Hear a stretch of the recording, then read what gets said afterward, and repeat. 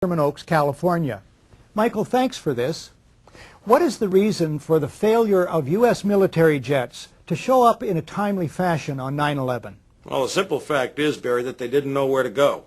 The reason that they didn't know where to go was because a number of conflicting and overlapping war game exercises were taking place, one of which, Northern Vigilance, had pulled a significant number of North American fighter aircraft into Canada and Western Alaska and Northern Alaska in a mock Cold War hijack exercise. There was another drill, Vigilant Guardian, which was a hijack exercise, a command post exercise, but it involved the insertion of false radar blips onto radar screens in the Northeast Air Defense Sector. In addition, we have a confirmation, thanks to General Richard Myers, who was acting chairman of the Joint Chiefs, who told Richard Clark, as reported in Clark's book, that there was another exercise, Vigilant Warrior, which was, in fact, according to a NORAD source, a live-fly hijack drill being conducted at the same time. With only 8 available fighter aircraft, and they have to be dispatched in pairs, they were dealing with as many as 22 possible hijacks on the day of 9/11, and they couldn't separate the war game exercises from the actual hijacks. But this was done deliberately, though. Apparently so, and I will be saying that in my forthcoming book, Crossing the Rubicon, 9/11 and the Decline of American Empire at the End of the Age of Oil. We have done an extensive investigation on that to show that these war game exercises were apparently very well planned by someone who I will show, I believe, was Dick Cheney in the United States government, to deliberately confuse FAA, NORAD, and U.S. Air Force fighter response to fulfill a prophecy that another man had once said, "Let one happen and stop the rest." On that very point, we have a recording.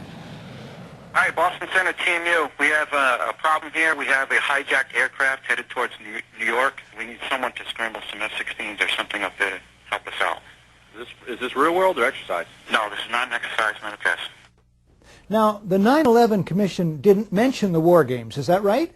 No, in their final report they did mention, I think in one paragraph, Vigilant Guardian, but the response given by NORAD Commanding General Ralph Eberhart and other Air Force spokespeople was absolutely nonsensical, and it made no mention of any of the other war game exercises.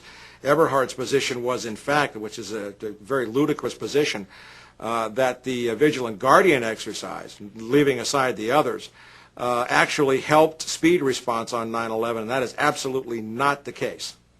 How does this relate to the 9/11 Commission report, which says that planes had gone in the wrong directions? Well, that's a separate issue, that remains to be clarified. But what I will be disclosing in my book, in effect, is that there were 2 simultaneously operating command and control systems functioning on the day of 9/11, and at sometimes they were issuing conflicting orders.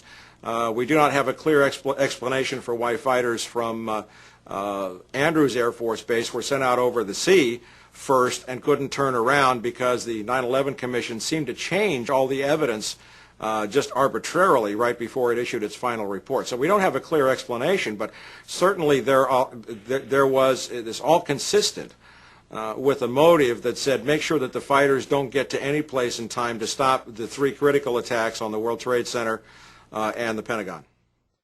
You have Laura Brown of the FAA. She attends hearings of the 9/11 Commission that bear on the aviation aspects of the day. Embarrassed by previous non-forthcoming testimony about the FAA's role, she sends an email in May of 2003 to members of the media whose business cards she had collected. Within minutes after the first aircraft hit the World Trade Center, she states in her email, the FAA immediately established several phone bridges that included FAA field facilities, the FAA Command Center, FAA Headquarters, DOD, the Secret Service, and other government agencies. The U.S. Air Force liaison to the FAA immediately joined the FAA Headquarters phone bridge and established contact with NORAD on a separate line. The FAA shared real-time information on the phone bridges about the unfolding events, including information about loss of communication with aircraft, loss of transponder signals, unauthorized changes in course, and other actions being taken by all the flights of interest, including Flight 77. The Commission imagines, page 35, that at 8:46, when Flight 11 hits the North Tower of the World Trade Center, neither the President or anyone, quote, in the White House or traveling with the President knew that Flight 11 had been hijacked at 8:14 that morning. Wrong.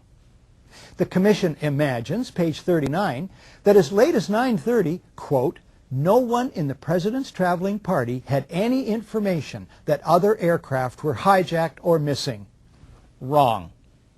The Commission imagines it can get away with such claims, even though millions of people saw TV news reports about the hijackings on CNN beginning at 8:48. Unlike the Northwoods plan, the FBI actually carried out the attack on the World Trade Center in 1993. They actually hired a retired 43-year-old former Egyptian army officer, Ahmad Salam, and paid him $1 million and gave him real explosives, a detonator, and told him to build a bomb and to give it to the foolish people that he was controlling to allow them to attack the World Trade Center complex. There was only one problem with their plan. Mr. Salam was not as ruthless and sociopathic as the FBI and their globalist controllers. He began to get very concerned right before and, of course, after the attack, saying, why are you giving me real explosives if this is just a sting operation? When they told him to go ahead and let the attack go forward, he secretly recorded the head of the FBI in New York ordering him to let the bombing take place. It's very important to understand that all the evidence you just saw is documented, 110%. It is part of the public record. The FBI admits it, but the media wrote a few stories about it. There were a couple of nightly newscasts. It was never heard of again. In July 2001, Ken Williams of the Phoenix FBI office wrote a now famous memo to headquarters suggesting a nationwide program to keep tabs on suspicious flight school students. But the suggestion was suppressed before 9/11 by the FBI's Radical Fundamentalism Unit, where Michael Maltby, Marion Bowman, and unit head David Frasca all had access to it. Shortly afterward, in August of 2001, the Minneapolis FBI field office questioned recently arrested Zacarias Moussaoui, later alleged to be the 20th hijacker. As the investigation intensified in the weeks before 9/11, one Minneapolis agent claimed he was worried Moussaoui might try to fly a hijacked airliner into the World Trade Center. But the Minneapolis investigation was so vigorously blocked that agents joked Osama bin Laden must have a mole at FBI headquarters. Once again, it was Michael Maltby, Marion Bowman, and David Frasca who played a role in the obstruction. All three had knowledge of the Phoenix memo at the time, yet none of them told anyone in the Minneapolis office about it prior to 9/11.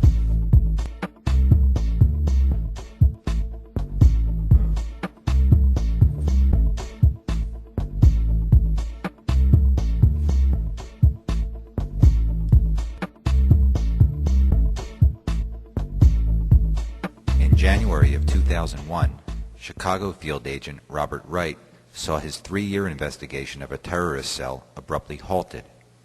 3 months later, he wrote a stinging memo charging that the FBI was not interested in thwarting a terrorist attack, but instead, quote, was merely gathering intelligence so they would know who to arrest when a terrorist attack occurred, unquote.